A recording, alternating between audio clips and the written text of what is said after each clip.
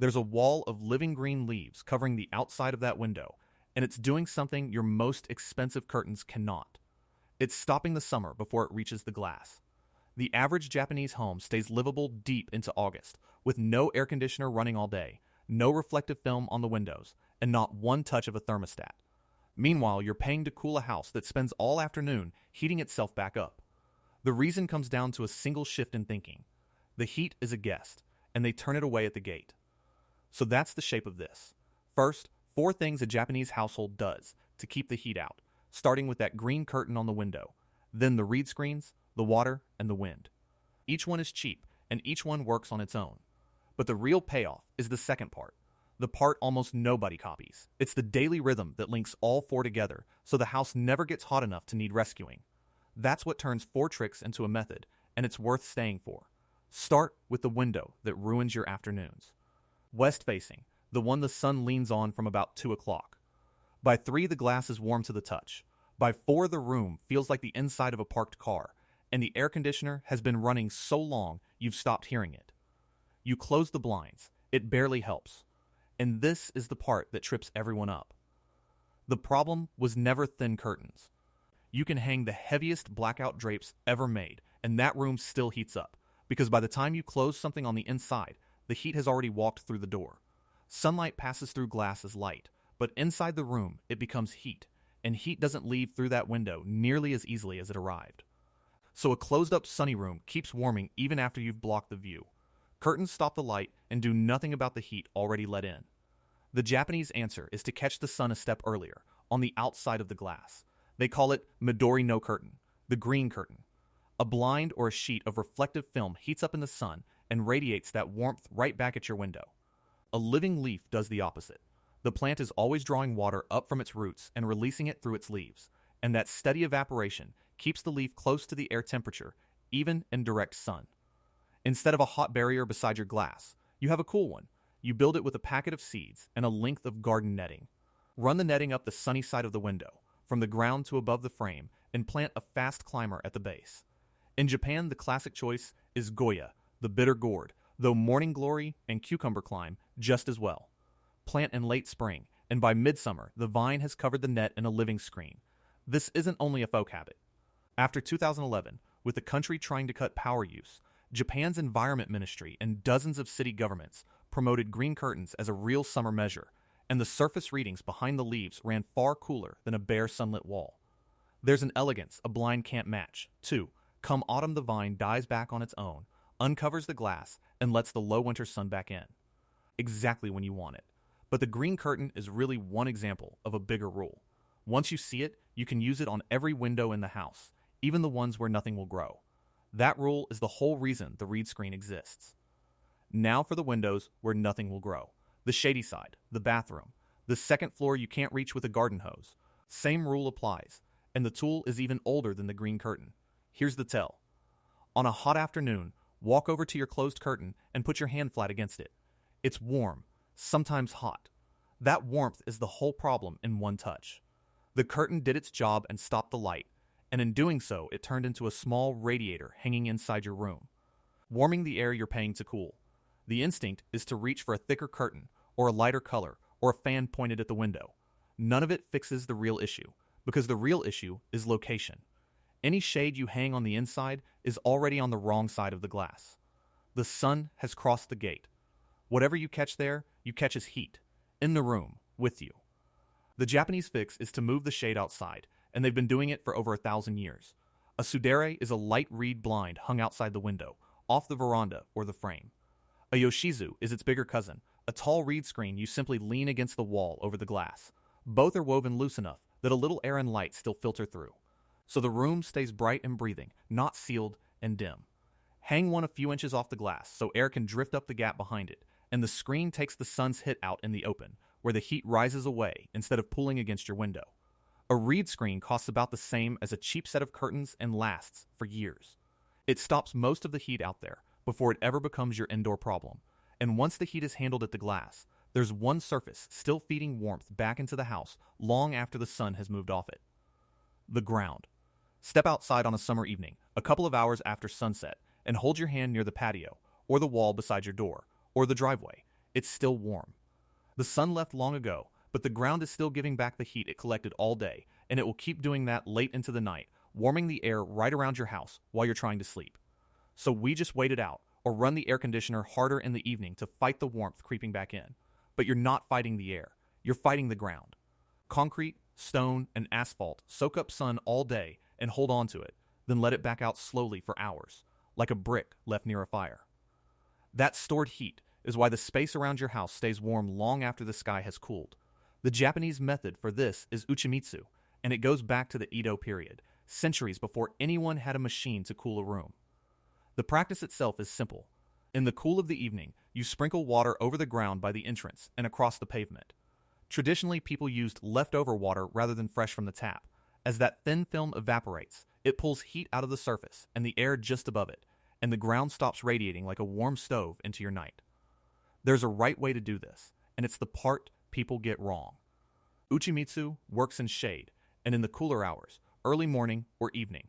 Throw water on scorching pavement in the middle of the day and you cool nothing. You just turn it to vapor and leave the air around you muggy. Timing is the whole trick. You want cool ground, not a steam bath. One small thing, and then I won't bring it up again. If any of this has been useful so far, hitting subscribe is the single thing that keeps this channel going. That's the whole ask. Now, back to it, because the last method is the one that ties all the others together. Because the old houses did one more thing, and it's what let all of this actually work. Blocking the sun and cooling the ground gives you pockets of cooler air. But cool air sitting still against a warm house doesn't do much. It has to move. And the old builders gave it a path. Now for the wind. Picture the stuffy house with a window open and nothing happening. You've cracked one window, maybe two on the same wall, and the air just sits there, warm and still, like it can't be bothered to come in. So you point a fan at yourself and call it a night. The instinct is that you need a stronger fan, a bigger motor, more blades, more noise. But a fan only stirs the air that's already in the room. It doesn't pull the cooler evening air in from outside, and it doesn't push the day's warm air out. For that, the air needs somewhere to enter and somewhere to leave. One open window is a door with no exit. Nothing flows. The old Japanese townhouses, the machiya, were built around this idea. They called it kaze no michi, the path of the wind. The house was laid out so that air could travel straight through it, in one side and out the other, often with an inner courtyard and high openings near the ceiling to let the hottest air escape. The building itself did the work of a fan. You can borrow the principle tonight without rebuilding anything. Open a window low on the cool, shaded side of the house, and open another high up on the opposite or diagonal side. Warm air rises and slips out the high opening, and that pull draws cooler air in through the low one. You don't feel a machine. You feel a current. Do it in the evening and early morning when the outside air is cooler than the inside. Then close the house back up before the afternoon heat arrives, so you keep the cool you gathered overnight. And that last instruction, open in the cool and close before the heat, is the thread running through every method so far, which is exactly where the real payoff comes in. So here's the part almost nobody copies. Everything up to now was a separate trick. The green curtain on one window, the reed screen on another, water on the ground at dusk, a window cracked low and another high. Each one helps, but a Japanese household doesn't think of these as four tricks. They think of them as one day, run in the right order. That's the difference between cooling a hothouse and never letting it get hot in the first place. It goes like this. Early morning, while the outside air is still cool, you open the house up along the path of the wind and let the night's coolness pour through and settle into the floors and walls. Then, before the sun gets its teeth into the day, you close it all back up. Windows shut, reed screens down on the sunny side, the green curtain already standing guard on the west glass. The house is now sealed around the cool it collected, with the heat turned away at every gate before it arrived. The house coasts through the worst of the afternoon on that stored coolness, shaded and shut, instead of fighting the sun in real time. Then, as the evening comes and the outside air finally drops below the inside, you reverse it. Water the ground to kill the heat still rising off the pavement, open the low and high windows again, and let the cool evening current flush the day's warmth out and recharge the house for the night. That's the whole method. Shade, water, air, timing, working as one rhythm. Not four separate fixes you reach for when the room is already an oven, but a single daily loop that keeps the oven from ever switching on. The old houses weren't cooled. They were kept cool, which is a different thing entirely. And that difference is bigger than summer. It's the real lesson hiding underneath all of this. The deeper lesson here isn't really about summer at all. Look at what the modern habit actually is. We wait for a problem to arrive, then we buy a machine to fight it. The house gets hot, so we install a bigger unit and run it harder. And every year the bill climbs, the machine works longer, and the house is still fundamentally a box that heats up in the sun. We got very good at fighting heat, and never asked whether the fight was necessary. The old approach starts from the other end. You're not trying to cool the air inside, you're trying to stop the heat from ever getting in. Once that's the goal, the whole day changes shape. You stop reacting to the room and start managing the sun, the ground, and the air on your own terms, hours before any of them become a problem you can feel. That's the guest at the gate. You don't wait for the heat to sit down in your living room and then wrestle it out the door. You meet it at the entrance and turn it away before it ever gets comfortable. A leaf, a reed screen, a little water, an open window at the right hour. None of it amounts to much on its own. Together, in order, they simply keep the trouble from arriving. And that idea reaches a lot further than a hothouse. Most of what we treat with force could be handled earlier, smaller, and cheaper if we were willing to work with the season instead of against it. The Japanese home just happens to be one of the clearest places you can watch that principle work. And here's what that whole system costs. A packet of Goya or morning glory seeds runs a few dollars. A length of garden netting to climb them up, a few more. A reed screen for the windows where nothing grows, somewhere around the price of a cheap set of curtains, and it lasts for years. A watering can you almost certainly already own. Opening and closing your own windows on a schedule costs nothing but the habit of doing it. Add the whole thing up, and you're looking at less than the cost of one nice dinner out, spread across the summer, most of it a one-time buy that comes back every year on its own. Now set that next to the other side. A single-room air conditioner running through the hot months adds real money to the power bill every summer, on top of what the unit costs to buy and what it'll cost to replace when it dies. A whole house system is a different order of expense entirely, and none of that spending changes the underlying situation. Next summer, the house is still a box that heats in the sun, and you're still paying to fight it. That's the quiet math behind the green curtain. It isn't only cooler and older and better looking than a machine in the window.